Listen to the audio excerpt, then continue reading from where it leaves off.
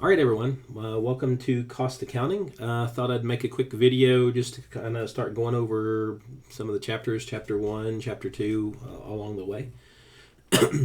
So one of the questions I had for you all was, tell me a little bit about inventory.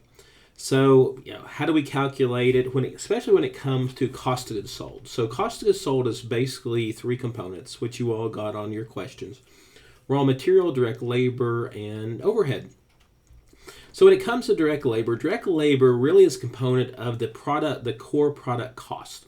And what we do is we bid that out. We know effectively the components it would take to make a unit. One of these, two of these, three of these, four of these, five of these. We know all those components. So what we'll end up doing is we'll bid that out to third-party vendors. We'll let them all negotiate, come back with bids, and we'll basically take the most cost-effective bid. Ideally, we try to only have one or two, maybe three primary vendors, just really more for the economy of scale. Just cheaper, right? Cheaper, one point of contact, one group to go to in case there's an issue. Really focusing upon that one. So we know the raw material cost because, we get invoices and we actually know from the bid, right, the RFP, request for pricing, associated with that. So we know how much every single component is. That's the raw material cost. And now along the way, we'll talk in future chapters really about purchase price variance. And purchase price variance is, when we build a standard cost, we may say it's 25 cents for, a pen, right? But when we're actually invoiced, maybe there was an accounting error. Maybe they changed the pricing. Maybe we were billed incorrectly and now it's $1. In that case, this 25 cents pen that we think we're spending 25 cents on will be $1, which will generate a 75% PPV. And depending upon if it's a error or maybe there was a pricing change we didn't know about, it's a problem, right? But, we'll talk about that in a future chapter. When it comes to direct labor is the direct labor cost, right? And we know that because, we can do one or two different things. Ideally, what we normally do is create a time study, right? The time study will go back through and somebody will have a stopwatch and they'll be able to go back through and see how long it takes for one person, two people, three people to fully assemble the product. Now, we try it like 10 or 15 times and we'll end up taking the average. So we know how much everybody makes on the line, right? Employee A makes $17 an hour, employee B makes $15 an hour. We know how long it's going to take. So depending upon how long it's going to be for a certain manufacturing process, I can tell you exactly what our direct labor cost is going to ultimately be. Now that leaves our third component, which is going to be overhead.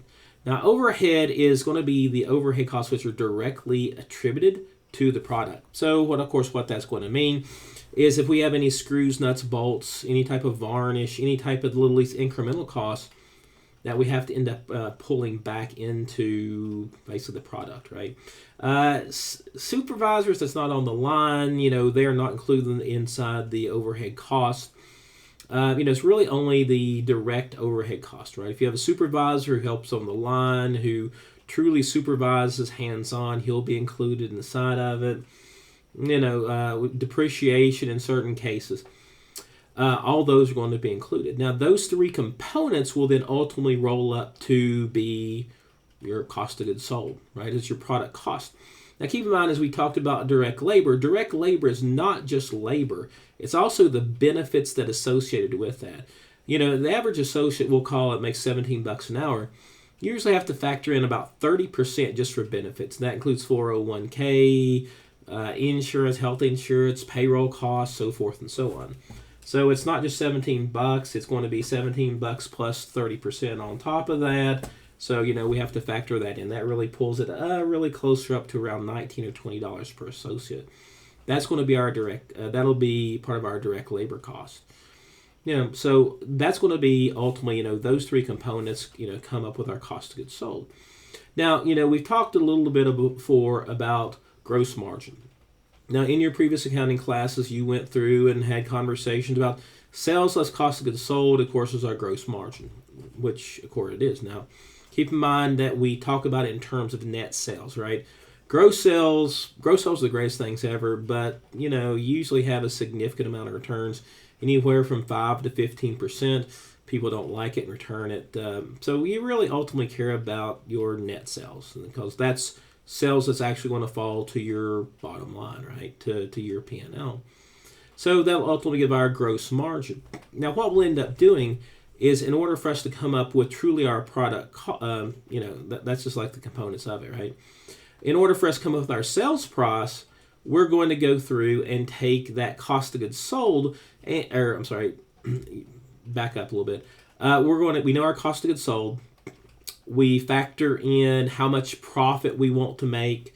We factor in how much our fixed costs are. That's our accounting staff, customer service, rent of the building, perks for the executives, so forth and so on. So we factor all that in to arrive at a sales price. So once we have it, the sales price, that's what we go out to go out to our customers for. In general, for the most part, what we're going to see in manufacturing, we do not sell to the end consumer. We won't sell to me and you. We'll sell to a Best Buy, or we'll sell to a Publix, or we'll sell to an e-commerce store. That's ultimately how we do it. Now, in rare occasions, we may sell directly to an end consumer, but for the most part, it's pretty unlikely that we'll end up doing that. One question that I posed to you inside the class was, tell me why inventory was a two-edged sword. Now, inventory is one of those things that's great and also horrible at the same time. Well, how do you generate inventory? Well, you have to spend the cash to buy the raw materials, right? You have to spend the cash for direct labor. You have to spend the cash, all that. So when you think about inventory, cash is tied up inside of that inventory. And until the moment that you can actually sell that inventory, you can't get your cash out, right? Ultimately, there's a saying that cash is king, and it's a true statement. Once cash is inside of it, you have to be able to sell the inventory. Now, of course, the problem with inventory is just because you made it does not mean it's going to sell. I've worked at Philips Electronics, Coca-Cola, Olay, you name the companies. We always have waste. We always have product that's ultimately obsolete. We have inventory that's obsolete. It's beyond a certain point in time. So, we always have to be very careful of what we manufacture.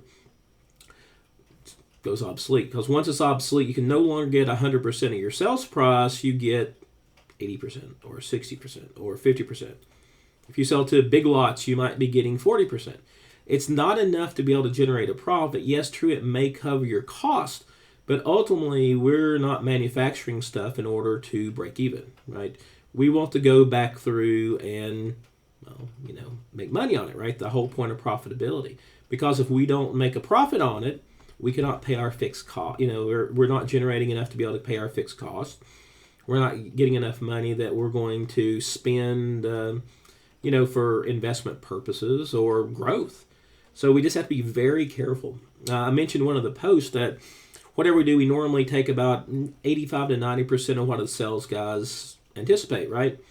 Salespeople are always optimistic. So we as finance people can't be so, right? Because, we'll cut down what their estimation is, 85%, 90%. And in general, that's conservative enough that we don't have a lot of waste or anything of that nature. So just a quick brief, I'll add more videos along the way. I hope your day is great, and I'll talk to you soon. All right, bye-bye.